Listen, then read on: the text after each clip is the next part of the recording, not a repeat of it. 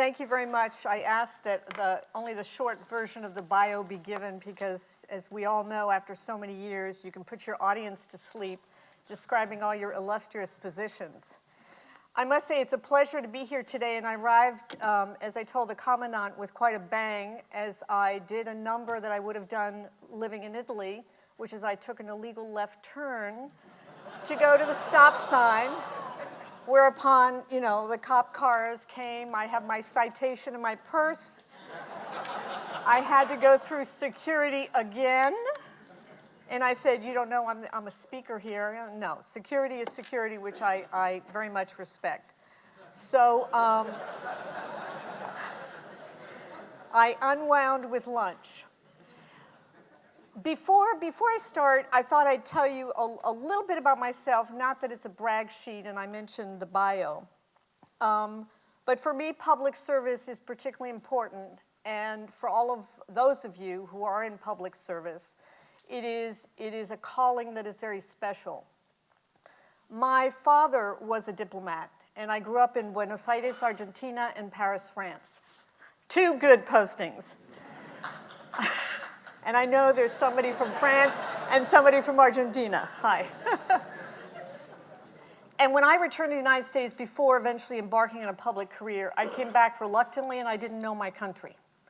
So I spent some time getting to know my country before I embarked on a diplomatic career that took me to a lot of places where you see history in the making.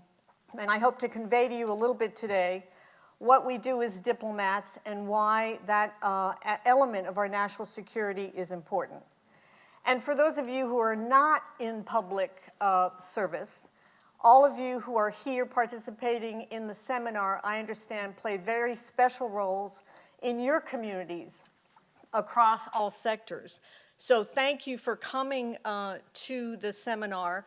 Thank you for participating. And isn't it great to go someplace and learn new things? I'm in retirement, and I'm also learning a lot of new things. So let me move on and talk a little bit about diplomacy as a tool of national power.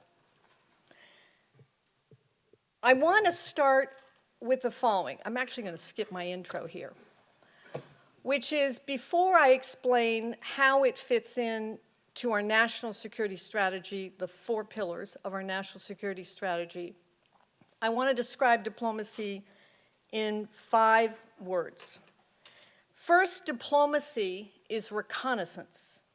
It's about knowing and understanding foreign landscapes, history, languages, and people. It's about building and sustaining relationships of trust over time so we can call on them in times of crisis. It's about gathering information to assess and advise both on how the U.S. can advance its interests and where trouble is brewing. Secondly, diplomacy is communication. It's about conveying American values, interests, and positions.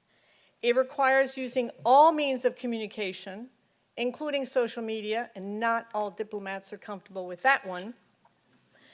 And we need, obviously, to be able to communicate to other countries, whether friends or enemies, where we stand as a nation. As diplomats with the reconnaissance abilities I mentioned a second ago, also work to prevent miscommunication, which can be very costly to the United States. And we can go into examples later. A third word to describe diplomacy is negotiation. Above all, diplomats are negotiators. Every foreign policy goal requires some level of negotiation. We negotiate the agreements which, for example, allow U.S. troops to deploy in a country, which permit desperately needed disaster aid to reach recipients, which get hostages released. And we also negotiate to build coalitions, whether to fight terrorism, carry out military strikes, or other interventions. Examples abound. Think of the Dayton Accords, which ended the Balkan Wars, the coalition that the United States put together, which bombed Gaddafi's forces in Libya when he turned his army against his population, and the recent peace agreement the United States helped broker to end over 40 years of civil war in Colombia. A fourth word for diplomacy is foreign assistance. The State Department is the funnel for almost all official U.S. government humanitarian development and security assistance. This aid supports allies, fights terrorism, fights crime and drug trafficking, helps the poor, and addresses pandemics as well as natural disasters. Some think we spend too much on it. The late Senator McCain, however, affirmed that we need to do more. And I'll quote from something he said. In reality, we spend less than 1% of the federal budget on foreign assistance. During the Reagan administration, we spent twice what we spend today. President Reagan understood that helping other nations overcome their challenges was a much less expensive way to prevent and subdue threats to our interests than risking our soldiers' lives to defend them. A fifth term to describe diplomacy is the following. It means having people stationed overseas. I call our embassies overseas our civilian bases. We cannot project as a nation or stay ahead of international developments if we don't have them. Currently, we have 277 embassies and consulates around the world, more than any country, but China is just behind us. Our diplomatic corps, the core team, is about 13,000 people in the State Department, but we have others that are in other departments, making the total about 18,000. That's real small. We have about 55,000 people who support us, mostly people overseas, and the budget's only $56 billion. Sounds like a lot, but it is not. And that includes the foreign assistance bucket. So diplomacy is reconnaissance, communication, negotiation, foreign assistance, and bases overseas. With this better understanding, I hope, we can get into how to evaluate the role diplomacy plays in promoting national security. And as I said in the beginning, we're going to do this and walk you through the 4 pillars of our national security strategy, not to explain what they are. I'll give you the overall arching element, but to explain what diplomats do in support of it. So the first pillar of our national security strategy is the protection of American people, the homeland, and the American way of life. Under this pillar, diplomats work to stop the spread of nuclear and chemical weapons, build coalitions, as I mentioned before, fight transnational crime and drug trafficking, address pandemics, and establish norms for cyberspace. And I'll get back to that one, which is a new element we're getting into. How do diplomats do this? Let's look at the example of North Korea. Diplomats have led many attempts to convince North Korea to pause or give up its nuclear weapons. Way back in '94, under President Bush, diplomats negotiated a framework whereby North Korea agreed to freeze its plutonium enrichment program and halt construction of nuclear reactors. In '99, diplomats negotiated the suspension of North Korea's testing of long-range missiles. When North Korea reneged on the deals, and we know they reneged on the deals, U.S. diplomatic efforts continued. They continued through what is called the the six-party talks, which is the U.S. plus 5 other nations. So fast forward to today. The Trump administration continues to seek a diplomatic solution to North Korea's nuclear ambitions. Summits have been held, talks continue. At the same time, diplomats continue to keep that tight rein of the sanctions on North Korea and work to strengthen the defense of our South Korean and Japanese allies, among other things. Another example of protecting the homeland is Eastern Europe and the Baltics.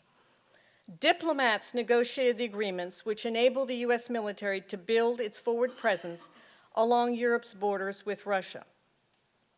This not only reassured allies, but improved our posture vis-à-vis an aggressive and revanchist country. In 2013, diplomats began talks with Iran, engaging directly for the first time in over 35 years. This diplomatic initiative brought together a number of world powers to establish a set of agreements that led to the JCPOA. We've pulled out of this agreement under the Trump administration, but the rest of the world has not, in an effort to have Iran behave more responsibly. But the point is, it's a diplomatic negotiation. Protecting the homeland also means, for diplomats, fighting terrorism. The military component is, of course, critical. But the diplomatic component is how we can magnify those efforts. Through diplomacy, we have garnered international support, expanded intelligence cooperation, cut off sources of financing, and built campaigns to fight against the spread of ideology and the recruitment of new terrorists. Diplomatic efforts also establish, for example, the UN counterterrorism strategy, which focuses on addressing conditions conducive to the spread of terrorism. Not easy to negotiate in the UN context, as many of you know. When ISIS made dramatic advances in the Middle East, American diplomats led the way in pulling together the global coalition to defeat ISIS. 79 countries continue to work across the globe, including in the information space, and to cut off financing. While great success has been achieved on land in Syria and Iraq, the fight is not over. Today, there is as well a diplomatic effort to find a peaceful solution to 17 years of war in Afghanistan. It is led by one of our former ambassadors.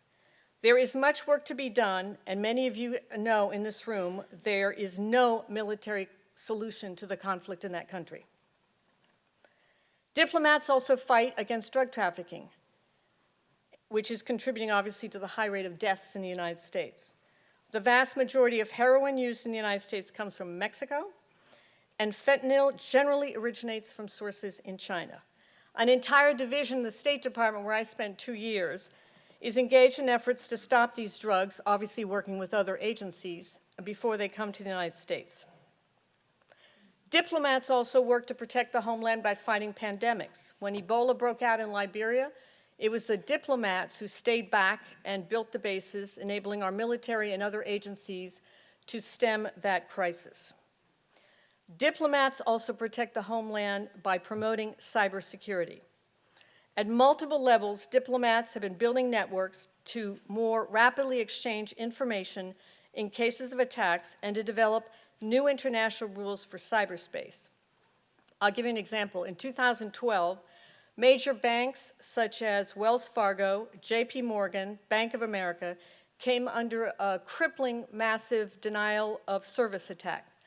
The coordinator for cybersecurity at the State Department worked with he tried with 100 countries. The end result was fewer than 100, to get them to cut off servers in their countries before the malicious code, continued to spread.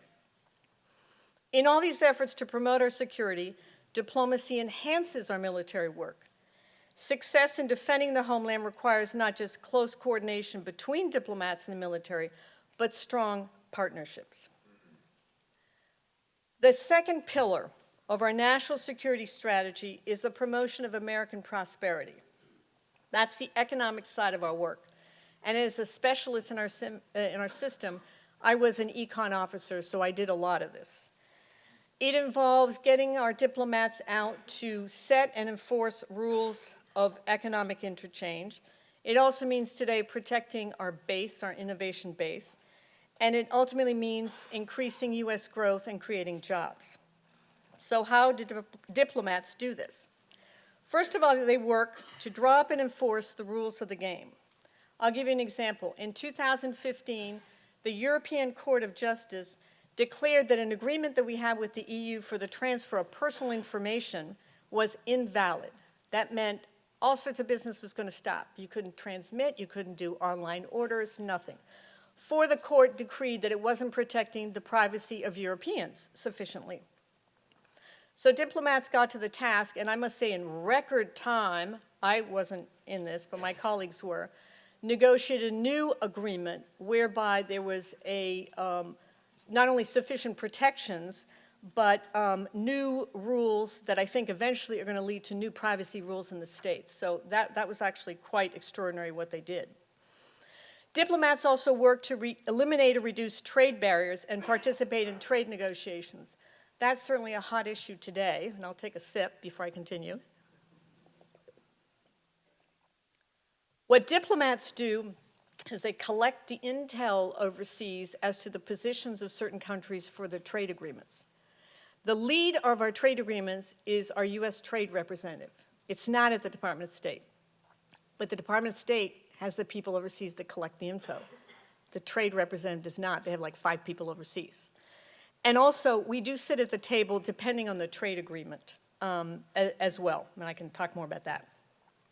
Diplomats are working harder today to protect also under pillar number 2 of enhancing US economic prosperity, to protect our innovation base.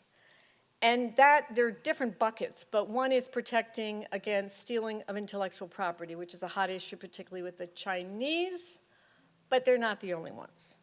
So whether we negotiate agreements or get laws passed locally, or basically go up the chain diplomatically when there are major cases, and I worked on some of them where the White House got involved, of truly egregious stealing of our IP, we work at all those levels. This also leads me to talk a little bit about Huawei. Huawei, we have known about Huawei for some time, and we've been warning countries about Huawei as a backdoor for the Chinese government for a long time.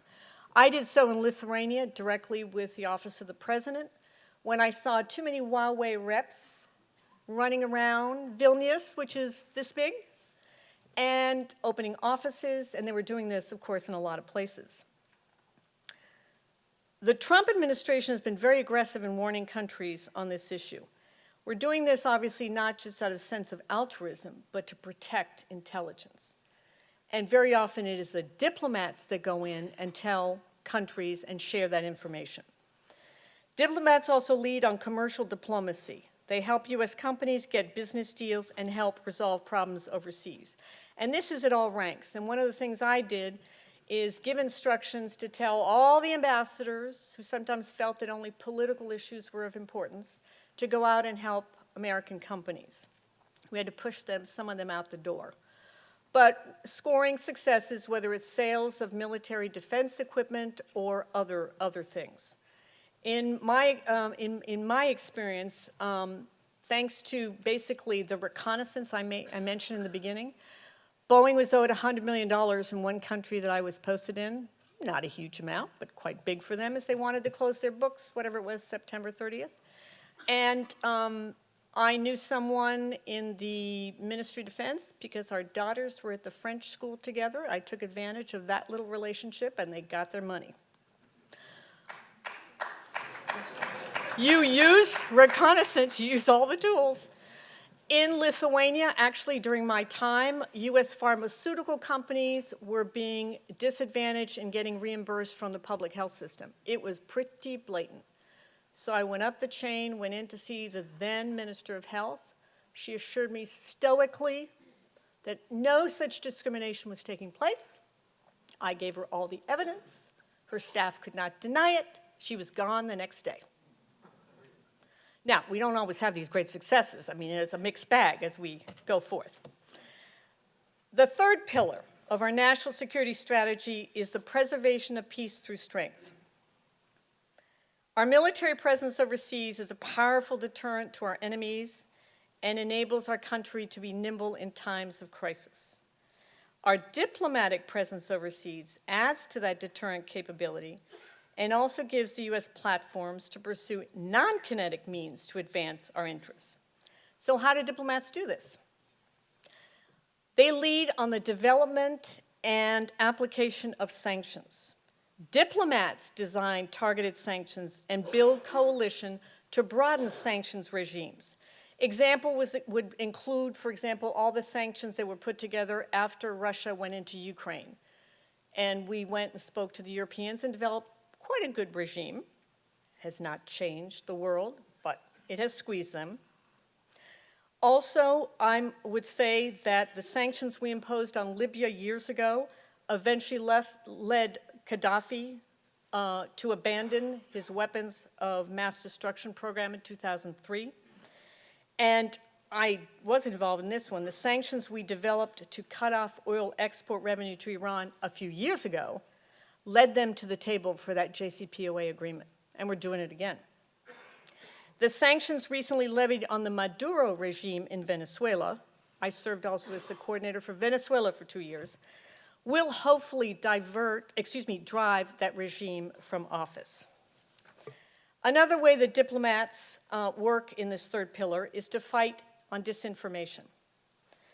I'll give you a concrete example. Across the Baltics, where there's a heavy daily dose of Russian disinformation, we help bring broader media choices to consumers, and I must say the arrival of Netflix was a great step. Train journalists to spot disinformation and to develop better investigative reporting to expose fake news. Today, the State Department has a small, but hopefully increasingly effective, a global engagement center which coordinates government efforts to recognize, understand, expose, and counter foreign state and non-state propaganda, as well as disinformation efforts. I'm more than happy to talk about that later because I think we need to do a lot more. The fourth pillar of our national security strategy is the advancement of American influence, which is a very broad statement. Diplomats help advance American influence through the 4 key elements I mentioned in the beginning: reconnaissance, negotiations, development assistance, and communication.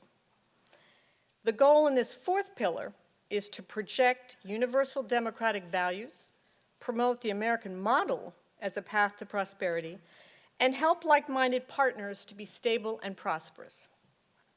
How do diplomats do this? 1, they manage foreign assistance, primarily through USAID, which is part of the Department of State. They provide development and disaster assistance, reduce conflict and poverty, strengthen the rule of law, give people alternatives for their futures, and help people emerge from humanitarian crises. Think of the Haiti earthquake 2010, and I'm happy to talk about that and other efforts. 2, diplomats also work in every single international institution. They get assigned to them or they cover them, from the large, like the UN, to very small, obscure ones, where we see time and time again countries such as Russia and China attempt to mold and change the rules of the road, particularly on the internet. So diplomacy permeates every aspect of our national security. Through diplomacy, we can more effectively protect the homeland from threats, terrorist, criminal, nuclear. Through diplomacy, we establish and seek to enforce the rules of the road that ensure our continued economic prosperity. Through diplomacy, we implement sanctions and use soft power to preserve peace. Through diplomacy, we support like-minded partners and champion universal values. Throughout all these efforts, diplomacy is a vital tool of national power for negotiating the complexities of strategic competition in a globalized world. I spent the last year in a special project involving our senior military leaders and our senior diplomats. In 30 interviews under a podcast series, which I'm promoting, obviously, for the Academy of Diplomacy called The General and the Ambassador, every single flag officer, including former combatant commanders, commanders of our coalition forces in Afghanistan and Iraq, commanders of our forces in Korea and Japan, and others, they have all stressed the vital role of diplomacy and the importance of the partnership between our senior military and diplomatic leaders in the field to keep America safe. As President John F. Kennedy said, diplomacy and defense are not substitutes for one another. Either alone would fail. However, the budget of the diplomatic side of our national security arsenal is small and shrinking. Since 2013, China has increased spending on diplomacy by 40%. We have cut our investment by 1/3. And there are 2 sides to the diplomacy budget. One side funds our operations, and the other one funds foreign assistance. On the operations side, for years, we have underinvested in both our people and our technology. On the foreign assistance side, the current administration has continued efforts to shrink the budget, though they've been met by bipartisan efforts in our Congress to add back in. But overall, our assistance levels are down, and so is U.S. influence. Recently, this past March, 140 3- and 4-star generals and admirals, including many that I know and who are part of our diplomatic effort under our series, The General and the Ambassador, delivered a message to Congress urging it to protect the budget for diplomacy and foreign assistance. And I'm going to read, because it sums up so well where we stand. Quote, as military leaders, we have seen firsthand the threats posed by rising authoritarianism around the world and the importance of development and diplomacy to counter them. Alongside its expanded global military presence, China is expected to invest more than $1 trillion, 7 times the size of the Marshall Plan, in its Belt and Road Initiative to increase its influence around the world. China has surpassed the U.S. as the leading trading partner for several Latin American countries, notably Brazil. And in sub-Saharan Africa, China is now the top exporter to 19 out of 48 countries. And I continue the quote. America's civilian agencies also keep us safe from the challenges of fragile states that are vulnerable to violent extremism, the spread of pandemics, instability, and mass migration. As we have seen from Venezuela to Yemen, these challenges cannot be solved by military force alone. They will require strategic investments in development and diplomacy to attack the root causes of conflict in order to succeed in the long term. And these investments are cost-effective. For every $1 spent on conflict prevention, we save $16 in response costs and avoid sending our troops into harm's way. End of quote. I want to thank the officers and the members of our military who participated in the formulation letter and sent it, and those of you I know here and across our military who support diplomacy. For those of you who are not in the military, American diplomacy also needs your support. If you help others understand the importance of diplomacy to our national security, our diplomats will receive support and funding they need to carry out their mission. If we work together to bring to bear the full strength of our diplomatic capabilities, we will be better prepared to promote our common defense and ensure the blessing of liberty to ourselves and our posterity. Thank you.